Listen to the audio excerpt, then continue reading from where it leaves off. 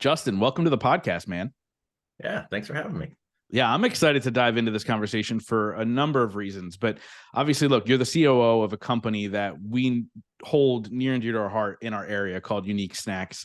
But that's expanded nationally. I was just down in South Jersey meeting with family for the holidays, and I saw you guys in the Acme down there. So you guys have expanded so far beyond your reach of what you were before, man. And, but what I really love about you and your story is that you really create ingenuity in the snack space, if that makes sense, right? You took something that's so common, pretzels, and have expanded them into be this unique snack that people can get to enjoy. So let's dive into that really quick. Obviously, this is a family business. Get into the lineage a little bit about Unique and kind of where you've fallen into place and how you're taking it to the next level. Yeah, for sure. So we're a we say we're a sixth generation business. You go back, my great grandfather started making pretzels. It's kind of a side hustle, mainly soft pretzels. And that went on actually for a couple of generations. It was my grandfather that started to get into the hard pretzels. So he was making soft pretzels and hard pretzels. We're in like an oversized garage downtown Reading. Eventually really got more into just the hard pretzels, and he was actually making some other snacks on the side besides, like some caramel corn and moji apples, candy apples for fairs and whatnot. So just kind of jack of all trades type of thing. And then it was in the 1950s, late 50s, he accidentally made this split open pretzel. And being, he was doing a good job with the business, but he wasn't, rolling in money or anything like that. So it was, Pennsylvania Dutch, you waste nothing. So he took these pretzels that split open, which, a pretzel's supposed to be perfect, round, shiny, a perfect surface, and he sold them anyway. And some of his customers are like, I don't know what you did with that last batch, but that was pretty good. So he ended up figuring out what did he do wrong, and he was able to start reproducing that mistake. And in essence, he actually was calling them mistakes. And then it was a couple of years later, he said, all right, I guess we better name these things. And so that's when he called them splits. So they did that for a few years. 1980, we moved from this oversized garage in a suburban area of Laureldale and moved into this facility where we are today. Granted, we've put on quite a few expansions since we've moved into that facility, but it was my dad who was able to take this product that was on a very simplistic extrusion line, 2 pretzels at a time in this oversized garage, and took it to, an oven that was 5 times its capacity in width and probably even more in length before my time. So I don't know those exact measurements, but it was my dad that really was able to take it to mass production. And it's a really hard product to make mass produced. There's a lot of logistics to it. We do quite a few proprietary things in the pretzel space. Some of the parts of our business are like legacy among the pretzel world. So it's pretty cool. So neat that my dad was able to figure that out. So that's what my family was. They were, pretzel makers.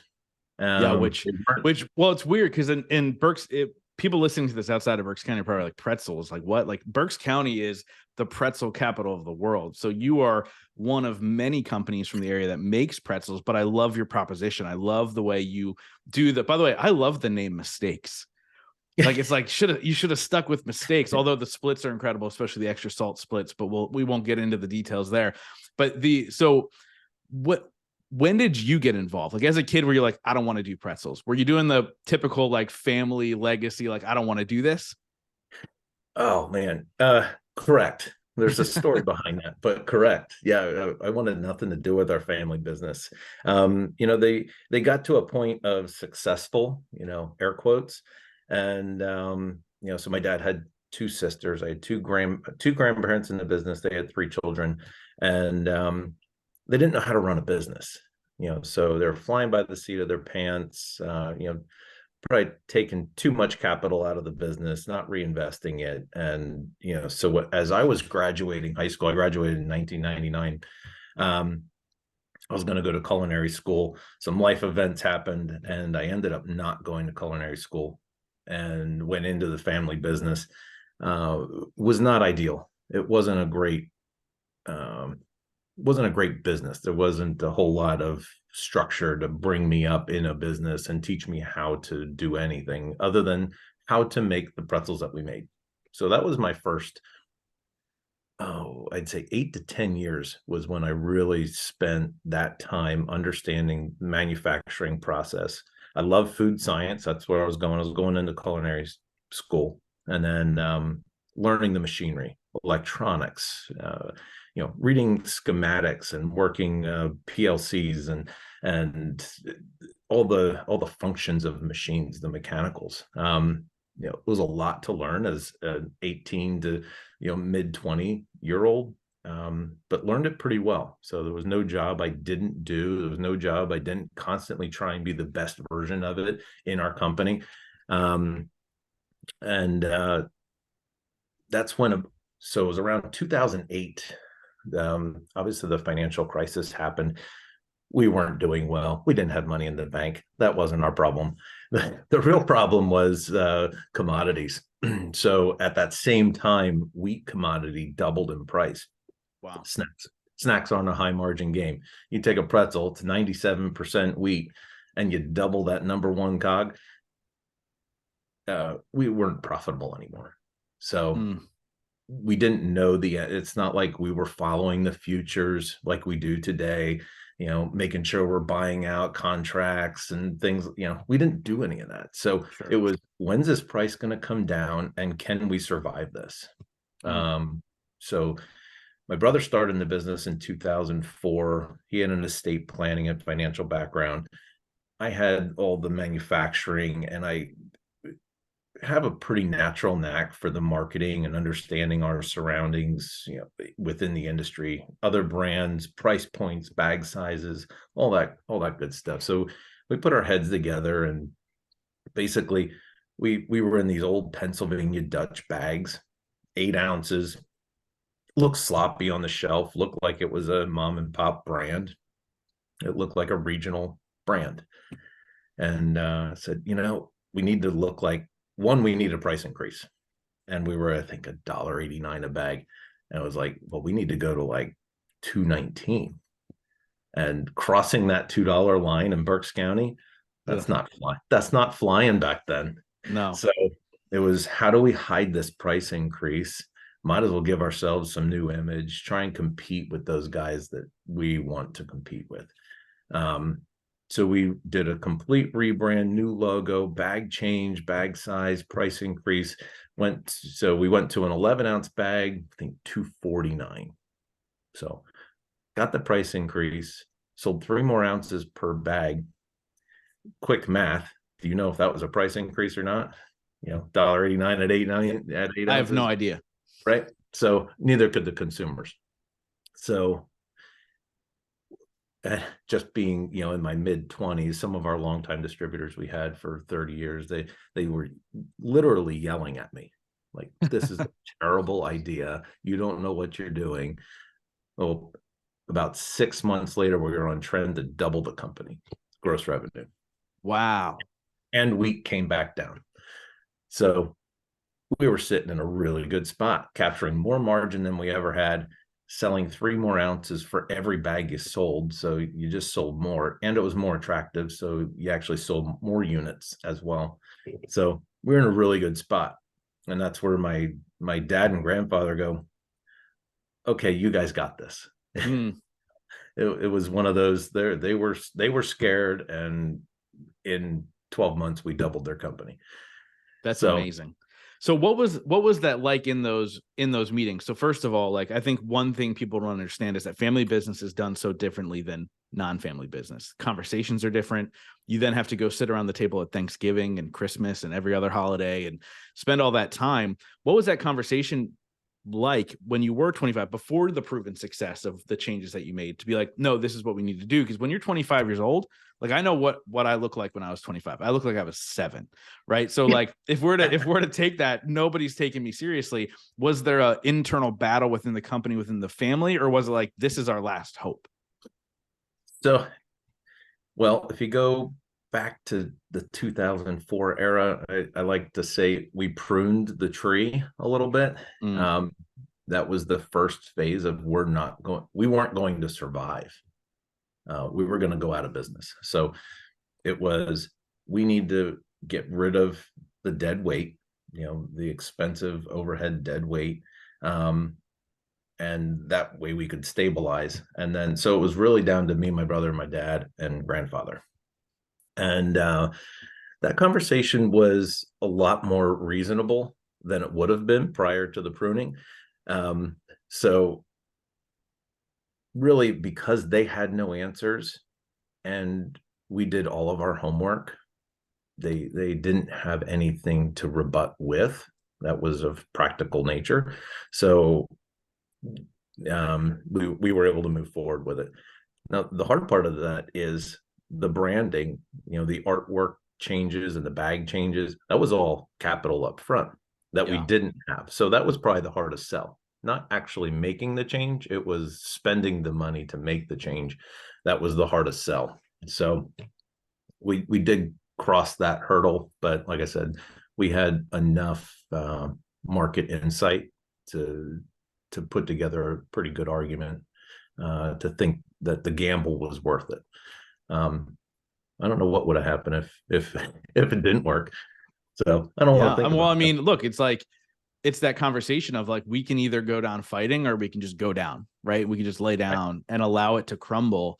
And I think it's a great story for entrepreneurs to hear as they're looking to expand their business and they go, I don't have the capital to do it. My money is strapped. I can't put in in order to get to the next level. But this is the greatest story to say, look, like sometimes that's what you need to do. Sometimes you need to stretch yourself even further in order to get to that next step. Right. And obviously you guys have cornered the market in trying to find a different word, but you guys nailed it, right? Unique pretzels and now snacks. When did that become your staple, right? Obviously the mistakes happened that became the splits, but now you guys do the burnt pretzels, you guys do the shells, you do all that type of thing. When was it a focus within the business to just go pretty unique types of options?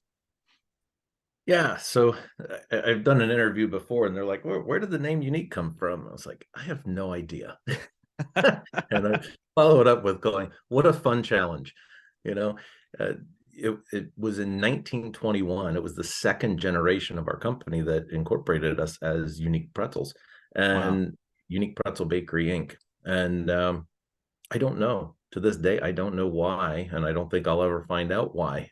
Um, but you know, I inherited that name, which happened before the splits came out, and then inherited the splits line, which we had an original extra dark, extra salt, unsalted, and then a couple off offbeat flavors that we scaled back on and reintroduced some other ones that we thought were a little more functional for the times.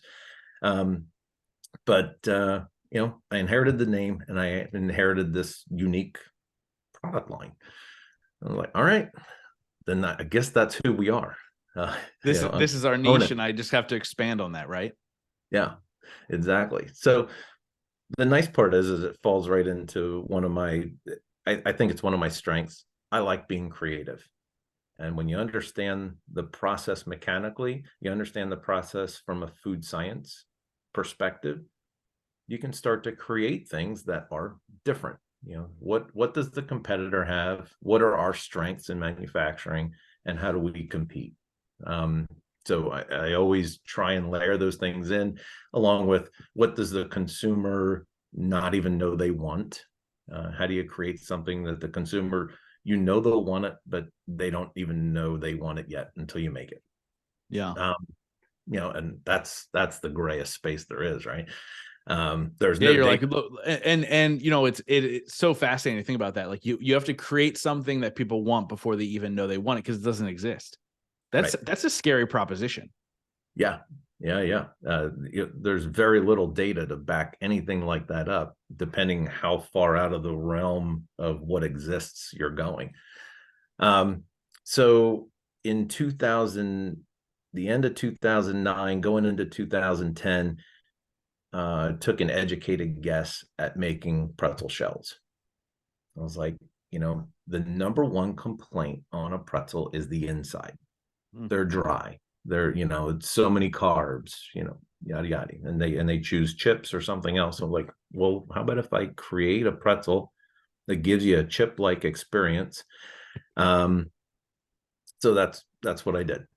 Yeah. And my stepdaughter's obsessed with them. So you talk about like she burns through them, man. Like, well, she'll sneak that snack all the time. We'd be like, no snacks before bed, and all of a sudden we see her eating shells. So you cornered a market for sure.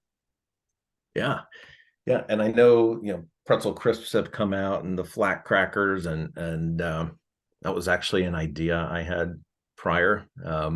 But whatever, water under the bridge. I think I talked to some of the wrong people. But one of the attributes of making a product, especially in those, if you make a flat cracker, it's consumer value, right? So you go, how big does the bag need to be? How full is the bag? What is the consumer perceived value of what they're buying? Like, well, if I can fill the product with air, it feels like it's a big bag of something, right? And it's not a lot of weight. So I take some weight out of the bag. Granted, it's more expensive to make that product because I have very little dough weight on the belt, and they only run so fast, and you can only do so much. So I was able to achieve, our product costs, our manufacturing costs, overlay it with consumer perceived value, and fill a bag and still answer that quality question, and fill a void that didn't exist. How do you get a light, airy product? So within the first few months of its launch, it was the fastest growing salty snack in Pennsylvania. That's amazing. So go back to your other point about Berks County and pretzels. 80% of the nation's pretzels come out of Pennsylvania. Wow. So that's how big of a snack food industry we have. All other pockets around the country have niche chip brands, tortilla brands, popcorn brands, but almost all pretzels come out of PA. There's a couple pockets of some other producers, but yeah, it's crazy how much comes out of here. It's the only snack food like that. So that being the case, it was the fastest growing salty snack in Pennsylvania, and you got Snyder's and Utz literally an hour from us. Right. I had some conversations with them, and they ended up coming out with duplications of this product. They were lesser quality, but had the same concept. They were still a hollow pretzel nugget, which, was one of my first lessons going, all right, cool. They hit the shelves. They weren't that great. They fell off, but what they did do was a good defensive move. It stopped consumer curiosity, right? So I didn't have the means to launch hard enough and create that upfront curiosity, my brand alone, and all that. And they did a good job defensively. And I'll never say somebody didn't do a good job or that made me mad. It's like, what can I do better next time? Because I realized what they just did, and that stunted the growth of that product. And all right, the next time I'm going to try and do this better to the means that I can. So good little lesson there. Yeah. Well, you're hitting on a number of topics that I want to go a little bit deeper in. So one, as we talk about you coming out with shells, right? That takes me to the word innovation. Being innovative in a space that for the longest time was the same thing over and over again, right? The solid, heavy weighted, lots of carb pretzel that people enjoyed. And the reason it was like that for such a long time is because it's a great snack, right? It's a great thing for people to dive into. But you decided to go this innovative route. And that obviously expands us into puffssels, which you've launched recently, which was a whole nother rebrand. But I want to talk about your creative side a little bit. What's the process when you are producing a new product? Like, you created a whole new market with puffssels, right? So like, what is that process like for you diving into the creative, trying to figure out, hey, does it work? How do you get your team involved? How do you get your competitors involved? Because like you said, you went to Utz, you went to these other companies. What is that like for you as you grow and build and become innovative every single time over and over again? So it starts to become data driven. we've gotten to the size where I can afford to buy data.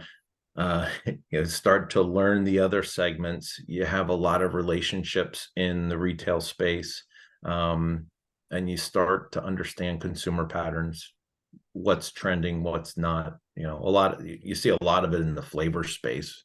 Like dill pickle. Well, this is the year for dill pickle, and everybody comes out with something dill pickle, so the same thing exists. You saw the explosion of the popcorn market, 5 years ago, 6 years ago. Yeah.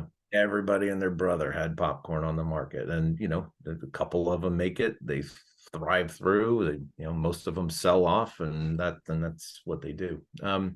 So our strategy is understand the white space, and then beyond my understanding of pretzels, I've spent time understanding other snack equipment, and actually other equipment in other spaces, to figure out if there's a way to utilize it in a different way. What can I do with your equipment that is different and innovative in your space?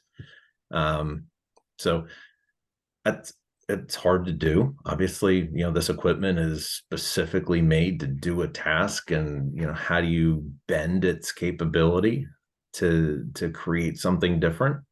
You don't always come up with a solution, but if your brain works in that space and you're always questioning something's capability, you're gonna come up with a few neat answers.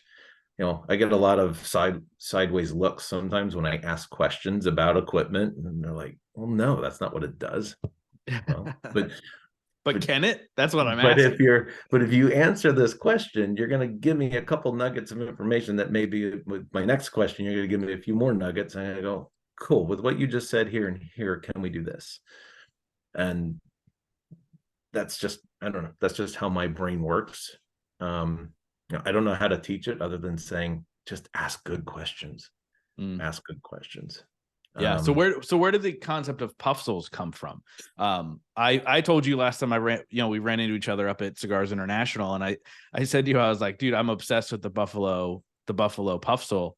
Like, where does this idea come from? Like, and how long was the process from idea, concept to launch? And what did that look like? Brutal. Happened during COVID. Yeah. So there's a couple pieces that go into that wasn't typical.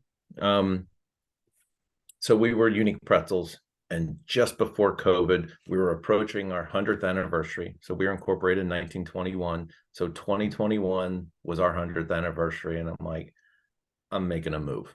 It's time. I had a lot of other back work done. It's time to make a move. And I wanted to go from Unique Pretzels to Unique Snacks, which is setting up our current moves, and we can go into that. But I need to create a brand that doesn't get pigeonholed to one category of snacks. You start having brand value, you start having distribution, you start having all of these relationships, and I'm pigeonholing myself into one category. So how do I get out of there, and what's my best first step out of there? For 100 years, I'm known as a pretzel company, right? So can I just fling anything against the wall? Can I just go make a tortilla chip and go, oh, now this is a unique snack? Like, how do I make that transition and have people believe in what I'm doing? So again, I was looking at that white space, and this did come down to flavors. So you go buffalo and the honey mustard are probably my two favorite puffssels personally. And there are spicy cheese curls on the market, but it's always a spicy cheese, right? Mm-hmm. If you told a customer, hey, try this honey mustard cheese curl, you think they would buy it? No. But honey mustard on a puff corn snack is delicious, right? It is. Yeah. So how do you sell that to the customer? You got 2 seconds. 2 seconds. They're going to not even pick up the bag. They're going to look at the bag before they walk past with their cart and move on. So how do you grab their attention? Like, well, honey mustard on a cheese curl is freaking delicious. If I put it in a pretzel shape, add a slight different texture to it, kind of bring it back into a pretzel, more of a crunchier texture. It's not fried. We've really leaned into this cleaner ingredients, a little bit better for you, higher quality standard. So I had to get all of these things to line up, but it's working, and now I have this base that I can put all of these different style flavors on that wouldn't exist on a cheese curl. So anything that goes with a pretzel that the consumers used to, and I stayed with 4 flavors that are very typical to pretzels out of the gate, because I was already confusing them with doing a puffed corn pretzel. I'm like, well, that's not a pretzel, but these flavors are. So, I had to keep some sort of bearing of normalcy to the consumer. But there's opportunities there to really expand on that. But keeping that pretzel shape, I think, was really important for us to expand out of the pretzel space as our first snack. So Are we allowed to get a sneak peek into some future flavors, or is that private knowledge right now? There's probably a dozen on the table, and it's going to depend on what lands first. And then I have some other product innovations coming, some that are spin-offs of the puffssels. And then we have some in-house products we're working on. So I'm never done in the innovation space. Dude, I want to know it all now. Like, you need to tell me something after I'm done recording. Like, I need to know. But dude, so you go, okay, we have a dozen flavors. And the reason people are like, well, Justin, I don't make snacks. Like, this conversation, is what it is. But it's a great conversation to say, hey, when I go to release any new product, whether it's a coaching program, whether in my space, should I do another live event, all those things, you have to test the market first. Is there a need or a desire for this product? What does it look like? How do you go from a dozen to the next one you release? Do you have like people come in and taste them? What do you do? So it depends on the strategy of launch. So some of them are merely sitting there for exclusives. So here are Costco's top 2024 flavor profiles. They could be year round, they could be seasonal, typically seasonal. So you go, cool. Well, here's Costco's top 4 2024 seasonal flavor profiles. Let's get those in-house. Let's figure that part out. And then, times 2 or 3, you're already at a dozen. So, and then I have a couple of mine that I think this could work. And actually, I have some thoughts on my next product innovation that I'm kind of squelching where I'm going on puffssels next, and utilizing them for the next product launch. So that's my own internal brain fight. Oh, for sure. So I'm throwing you. You don't need to react. Don't react. But I can see a pumpkin puffsel. Pumpkin is the hottest flavor on the market for like the last 10 years now, 15 years. That'd be fascinating. Just throwing it out there. But with that being said, man, it's just such a fascinating process to see you go through this, because I've been connected with you for years. You sponsored my event in 2019. You sponsored my event in 2022. Technically, you sponsored my wedding. So all those things, and just always fascinated with what you do. And that brings me back to kind of the next topic I want to talk about. You give a lot. You give a lot to community. You sit on, I think you're the president of 2 separate boards within your space. Why take such an all-inclusive approach to what you're doing? How does that make you feel, first of all? And secondly, what does that do for your business? Because I think people miss the just being involved and what that can do for your business. Yeah. So currently I'm chairman of our trade association, which is an incredible learning experience. One, I'm pretty young for our industry yet. I'm finally starting to see the up and comers in our industry. It's a legacy brand industry. You got a lot of startups happening, and for those startups to get involved into a trade association, they need to really get some feet and roots into the ground. So for probably 8 years, I mean, I'm one of the youngest guys there. So to be able to prove that I can be in that role and go, hey, look, I understand the industry enough. I understand the space. I understand the consumers. I may not understand it to the level of running a $1 billion organization, but I understand it from my perspective. And the trade association also fosters a ton of the smaller regional brands across the country. So I brought value to them in representing them well in those trade-offs of who's chairman of our association. So it was an honor for me to be able to do it. And I think it also opened up the awareness to our brand to a point, opened up the awareness to me as a leader, more nationally than the things I've done locally. So I thought it was just a great opportunity for my own personal growth and brand awareness. And then obviously you're giving back. It's, those trade associations and other nonprofit boards are typically unpaid. So just totally worth it.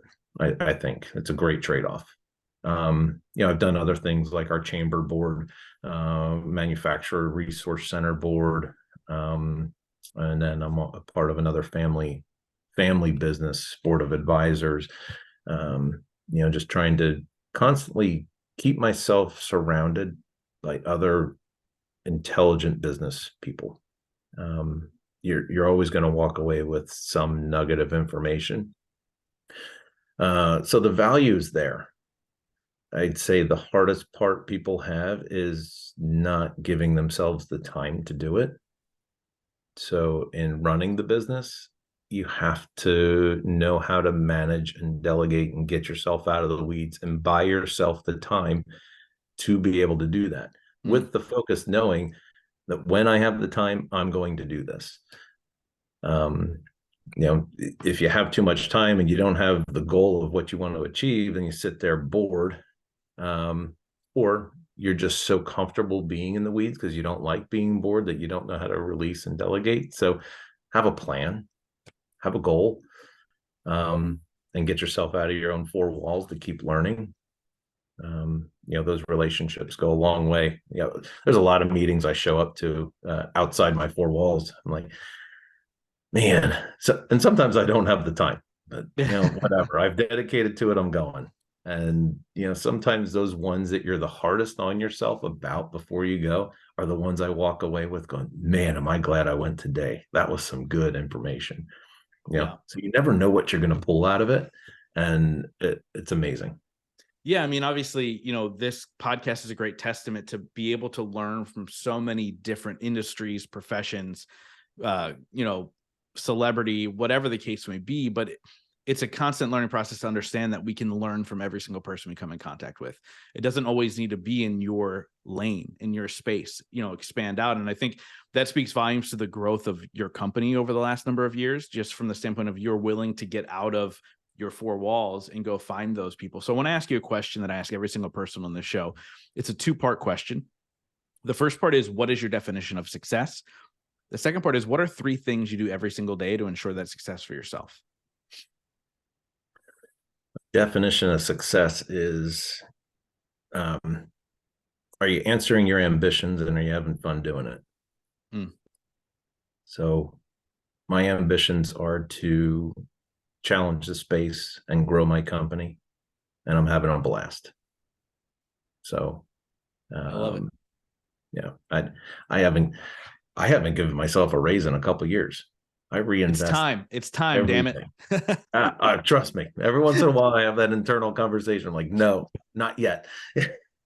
So, but I don't need it. I don't want it. That's not what I'm shooting for. I think my grandparents in 1992 made more than I do. Wow. Talk about that. Why was the company sinking? Yeah, that's why. So yeah, that's such a great lesson even in that, right? I think so too many times entrepreneurs pay themselves too much instead of reinvesting in their growth, in their business. Well, and by the way, that's reinvesting in coaches, mentors, masterminds. What, like, even looking at it from that standpoint, they go, I'd rather have this $15,000 than whatever, but that's where they're going to get the next 50,000 or 100,000 or 200,000. And that's the part a lot of people miss. And I'm just glad that you're open to that. So what are 3 things you do every day to ensure that success? Oh man. So my everyday in the last year has been completely flipping my company on its head, which I love. And I love the challenge. I'm not sure everyone around me loves it every day, but they're going to constantly be pushed. And to be able to watch the employees and my managers and my leading staff grow into the people that, I think they had doubt at some points, or, they just didn't know that they could get there, is amazing and fun to watch. And right now I'm sitting down having all these hard conversations with them going, this is where I need you to be. This is where I need you to go, because this is where your piece of the business is going. So let's get there, and let's sit down. Let's talk about it. Let's do progress. Let's figure this out. I can see that being my role for quite some time, over the next 2 to 3 years. So, and that directly aligns with what I call success. So today, that's what I do to make sure I achieve that success. When I get to that goal line, the strategic plan goal line, which obviously will evolve, and there will never be a dead goal line, but that what I do during my days will evolve. What I did every day 10 years ago drastically looks different from what I do today. My own self-growth has been something I really, really focus on, making sure I can keep up, stay 5 years ahead of where my company is.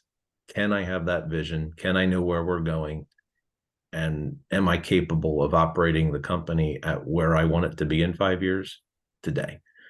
So, I think we've doubled our business in the last 2.5 years.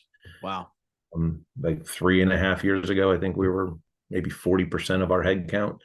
So we've really pushed, and it took us some time to kind of fit into our new organizational structure, and now I'm just upending it again, and we're going to figure out how to get to the next level. I love it, man. I love it. So let me ask you this: at the end of your life, if you could only be remembered for one sentence, what would that sentence be? Best damn dad in the world. I love it, man. Reading them the good books, letting them know, let them know how life is due. But I love that, man. I love that, because it's so fun to have these conversations about business and growth and innovation. And then when you hear at the end of it, right, it's about being a dad, it's about being a family man, it's about being those things that doesn't always get the spotlight, right? But at the end of the day, that's all that matters is the people you love and you care for. And everything else in between. So I love that. So I wrap up every single interview with the same question. But before we get there, how do people get a hold of you? Where can they find Unique Snacks? What's all the good stuff?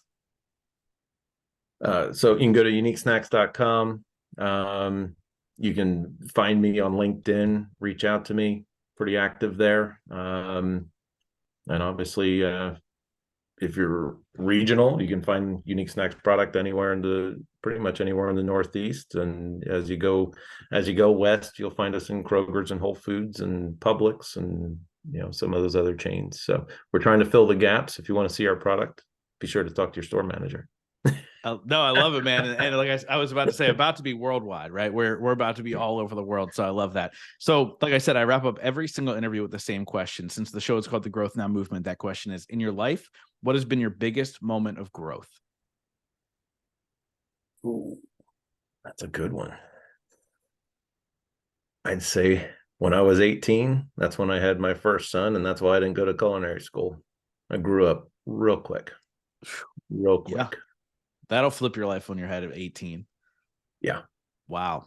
That's a big one, man. That is definitely a big one. Justin, thank you so much for coming on the show, sharing your story, sharing your wisdom with my audience, man. I appreciate you. I appreciate your friendship. And although I had to last second cancel grabbing a drink after this interview, it's going to happen. It's going to happen soon, dude. I appreciate you. Sounds good, man. Appreciate it. Appreciate your friendship as well.